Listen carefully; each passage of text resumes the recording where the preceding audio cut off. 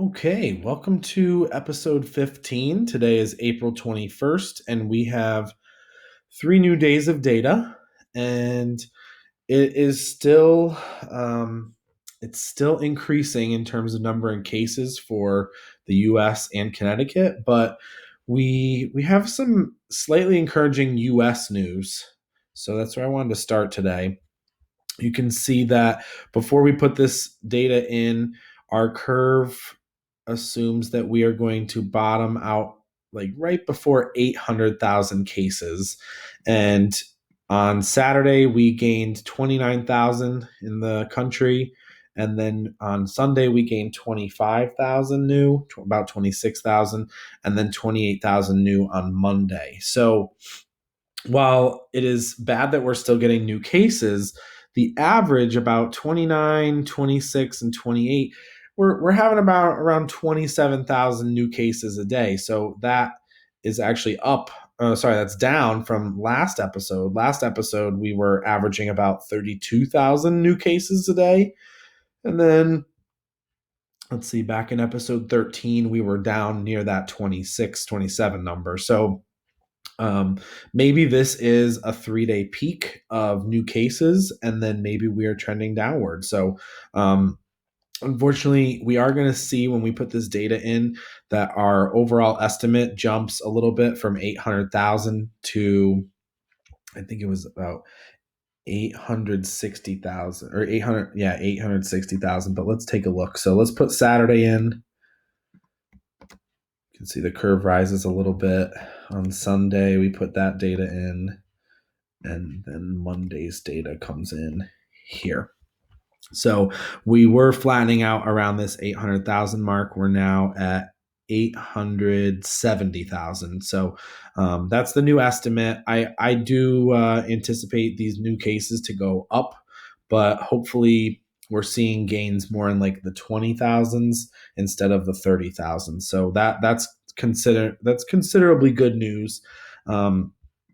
But I stopped doing predictions because, as you can see, the model is getting right up to this like bending point, and then it keeps going up about 30,000. So there's no real value right now in predicting because the model is coming in as a way underestimate every day. So our growth is approximately linear over the last week rather than exponential. So that's good.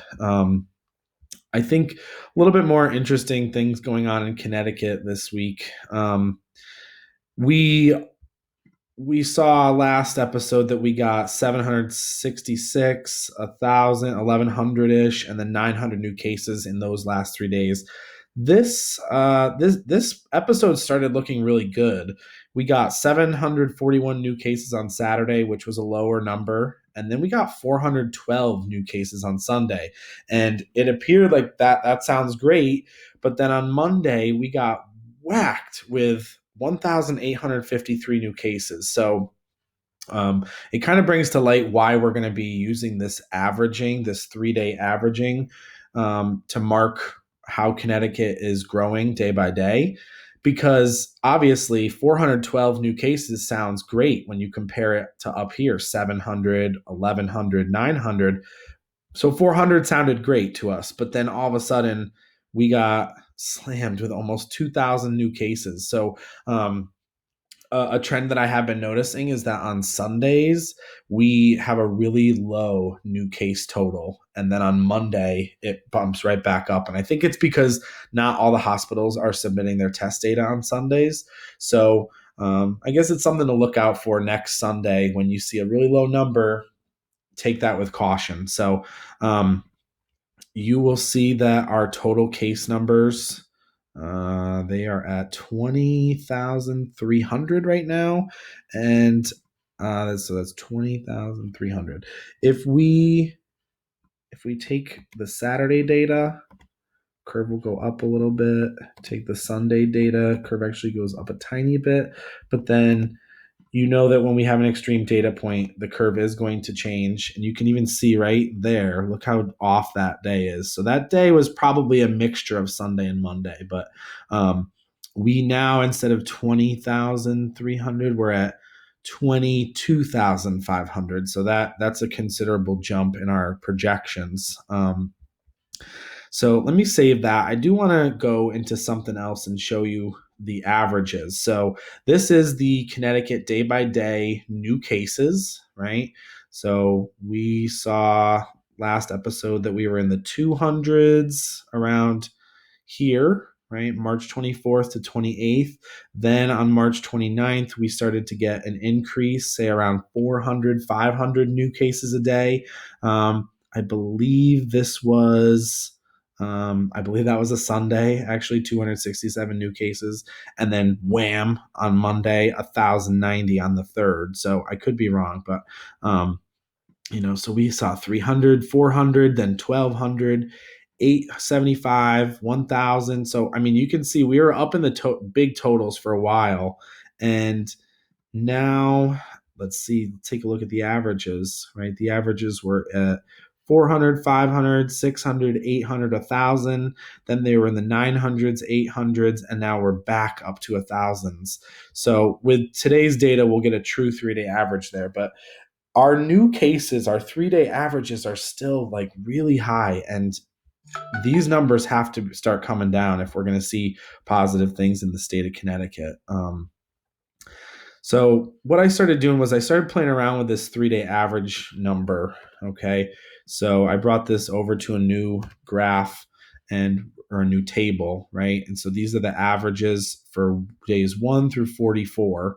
And I posted the numbers. Hold on, wait a minute.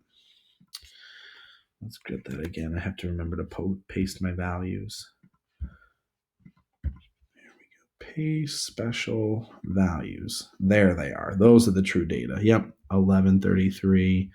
1133. Okay. So again, what this is this is day number and then the 3-day average for that day. So what I wanted to do was show you what that looks like on a graph and show you why I think that this eventually will bottom out. Let's paste the table. So here's what that table looks like when charted. Okay, so you can see that in the beginning of the virus, in days like 1 through 15, we had low number of cases each day, and now we're way up here. Okay, so I started to try and think of like how I could model this because we know it's going to start to look like that bell curve. In fact, right, we hope that eventually this will look like this, right? That's kind of how we want that to look. But what's happening in the state of Connecticut is that we're plateauing and then hopefully we'll go down. So I went out in search of trying to find a way to model that to happen. Now that is a normal curve, and this data is not ready to be modeled as a normal curve. The regression doesn't work too well, but what I did try was a sine curve. So if anyone is familiar with trigonometry, you know that a sine curve is how waves of motion, energy, anything, right? When things travel, they travel in waves, sound, light.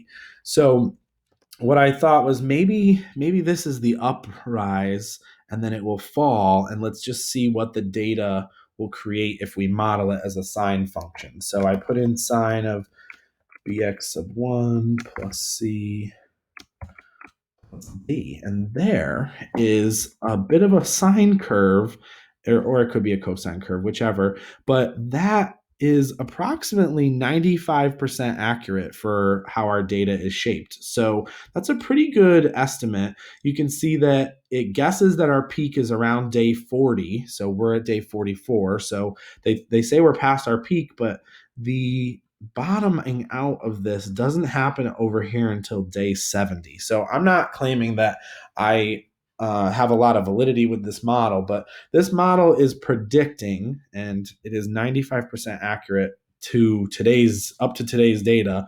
It's guessing that we have 0 new cases per day by day 70. So that's another like 24 days. So who knows what this data will actually look like, but I just wanted to show you this is one way that I'm analyzing our new case data on a daily basis. So I will report back if we have any new findings on that, but we are definitely up here in this plateau area. We need to start decreasing our number of new daily cases. So I'm not going to do predictions today because I don't think that the model is all that valuable with predictions right now, and I don't want to waste your time with data that I don't think is going to help us understand more right now.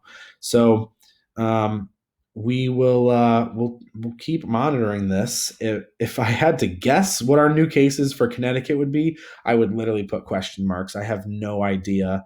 Um, if we wanted to do a little Monday, oh, sorry, today's Tuesday, right? Today's Tuesday, the 21st. And if we had a guess for new cases, right? Um, I would slightly, well, I'm not even going to guess for Connecticut because I have no idea what this data is doing. But if we added about 26,000 to this number, that would be where I'm guessing that we would end on Tuesday. So I've got 792, 759 plus what we said about 27. So the guess, because the model's much more linear nowadays, 759. So that would be my prediction for Tuesday's total. But like I said, I'm not even willing to guess with Connecticut because the new cases have been so up and down. So, anyways, I will let you go. But that is our episode 15, and like I said, I'm going to be paying more attention to the new cases per day than I am going to be to our predicted model, because while this is doing a really nice job at showing growth, all it's really telling us now is the predicted total number of cases, whereas this has a little bit more meat on it right now. So we can kind of follow does this curve accurately describe what we face in the next couple days, or do we need a new model? So I'll let you go, and I hope you enjoy this rainy Tuesday. It's monsooning outside right now. So stay dry, stay warm, and we will see you for episode 16 later in the week. Have a good one.